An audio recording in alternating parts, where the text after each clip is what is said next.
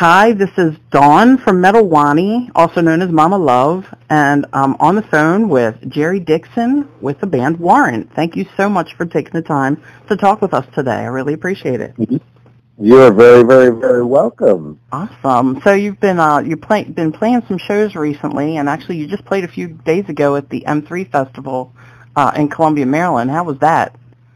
That was off the hook. That was I think that was the biggest one they've had so far. It was I think about 15,000 people there, 15,000 rock and rollers. So it was really fun. Awesome. I have not been able to get to one of those yet, so I'm gonna get there one day. Yeah, you should. It's like a walk down memory lane, you know. You're like, oh, I remember that band. I remember that band. Yeah, it's really cool. Right. So you're getting a great response from fans at your shows? Yeah, we do. We do about 70 to 90 shows a year. So, yeah, man, we go out and rock all over the country. Awesome. 70 to 90 shows a year. Is that every year? Yeah, pretty much. So you've been like out on the road and playing consistently without having, because I saw that your last album was out in 2011 prior to this one. Yeah, we pretty much do the weekend shows now. We don't get on a bus anymore. We do the new era of touring is usually leaving the house like on Wednesdays or Thursdays and flying out do a gig and usually play Thursday, Friday, Saturday, and then come home on Sunday. That's a pretty good schedule. Yeah, it's actually cool. You get you're not on a bus for months at a time, and you still have a little bit of a home life, and so you get the best of both worlds. Right. So first, in terms of being back out on the road and playing dates, how is it being back with the bulk of the lineup that started it all with Dirty, Rotten, Filthy, Stinking Rich?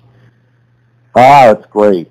It's awesome, and I'm so glad that we're all together still. And it really makes if you change one guy in a band, it really makes a difference. It just doesn't sound the same. Right. And with us, when we play those songs, since we did the records and everything together, just there's something magical about that. That's and in terms of being back in the studio and making new music, same question. Yeah, that's that's a little bit different. That's the studio is something that can be kind of a long drawn out process. But having the original people, you just kind of know what they're going to do or what they're capable of doing, and they know how I'm going to play, and especially like bass and drum wise, we don't talk about it too much. We just go in and let it come out the way it comes out, Right. So how did it come about that you were able to reassemble all the main players from your debut effort in 1989? Well, we got back together with Janie in 2008, and we had all original members, and we tried to make another run at it, and he had his illness and all that stuff happened to him. So that only lasted, I think we only did about 11 shows. And so then it was like, okay, well, there's the four of us, what are we going to do? And right, so that's when you hooked up with Robert Mason. Yeah, we bumped into him at a show, and we kind of looked at each other and we're like, hey, Robert, what are you doing? Yeah, because we've known Robert. Robert and Janie were friends, and we toured with Robert, so we knew how good of a singer he was. And right, so you've basically had the same lineup since that time. Yeah, Robert's been in the band almost 10 years now. All right, so during this time right now, we've got a lot of artists who were big in the 80s and 90s that are coming out with new music. I'm curious what you think distinguishes between a band who is driven to continue making music and a band trying to capitalize off of previous success. Well, everybody's different. For us, we just feel that you get a little more respect if if you do create music, and it's good for us to be able to, creatively, and it's good for us to have something new to play in the set. It's, kind of something we do for the fans, the diehards that still buy records. So for us, every 4 or 5 years, it's just a real positive thing that we like to do to, show people we're not just going to sit on our butts and, live off the past. We want to keep the band fresh and current. Seems like every 4 or 5 years, life changes, things change, sounds, right? Artists and stuff like that. So we just, we like to keep current and, not be a full-blown Dinosaur band, living off the past. What do you think? What are your thoughts on bands that actually do that? Well, you know what? Every band's different. It's usually the bands that do not make records are the really rich bands that make so much money it doesn't matter to them. Or a band, the super big ones, right?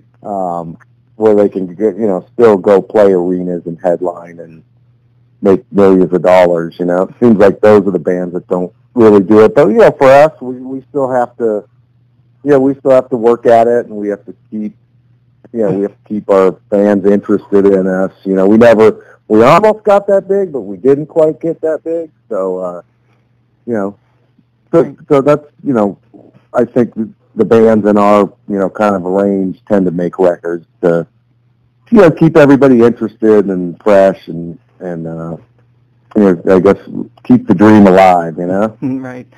So, so tell me about the inspiration behind Louder, Harder, Faster. Was there anything driving you to make this album now? Well, we've been working on it for probably the last 2 years. It took so long because we don't live in the same states anymore. We're all spread out.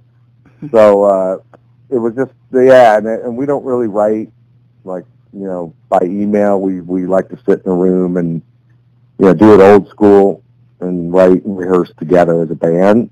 So it took a little longer this time, because we had to, fly to Arizona, or people have to fly to Vegas to see me. So, right. But it was just something that we just kind of let it happen natural. We didn't, whenever you make a record, you could totally go in and go, okay, let's make it sound like an 80s record, like Dirty Rotten or Cherry Pie, and we could do that, but we don't. It's like I don't feel like that anymore. I have different things to write about now, and you never create that era again. So why try? Why not just be where you're at now, and if people like it, they like it. They don't, they don't. Fair enough. There's a lot of very compelling tracks on the record, and I thought Music Man really showed your versatility in terms of the overarching blues vibe to the song. Where does your blues influence come from? Oh, that's just embedded in all of us, I think any musician has, some blues in him somewhere, But that was actually a song that Robert and I worked on probably like 4 years ago.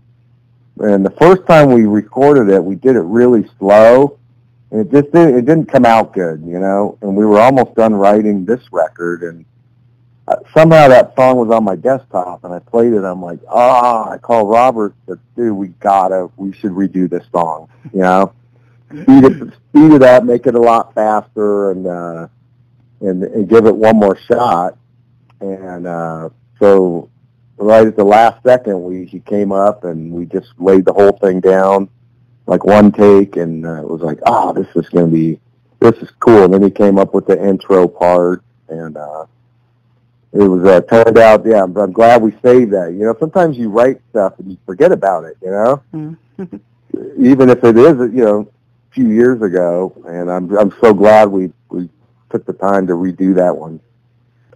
To wrap up, I usually like to ask a question that's fun and light to some degree. And Okay. you guys have got tons of experience on the road and touring, and you said your lifestyle's changed a little bit. You're not as much on the road now, more home. But I'm curious, what is your go-to thing to eat while you're traveling and on the road? I like Caesar salad with salmon. Well done. That's an interesting thing. I wouldn't think that would be readily available on every street corner. I know it's not, but that's my favorite thing. If not, I love Mexican food, so any type of Mexican food is always good. And I love pizza. How about when you're at home? At home, probably a little. Oh boy, we eat a lot of Mexican. I think our favorite thing is Mexican food. At home, we make tacos. Yeah. That's a good thing to like. Yeah, anything spicy. I like spicy. I see. I like it with spice. That's a spicy meatball. Yeah. So, with Wani being based in India, would you have any specific message you'd like to send to your Indian fans?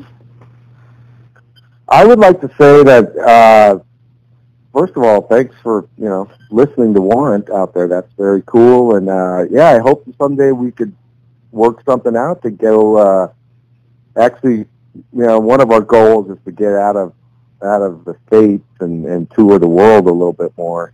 So we're thinking next year we might spread our wings a little bit, and maybe we'll try and get out there and bring it to them live. Wow, that'd be cool.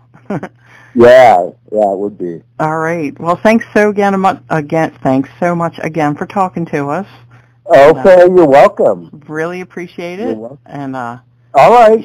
Thanks for the call and the support. We appreciate that too. Excellent. Thank you.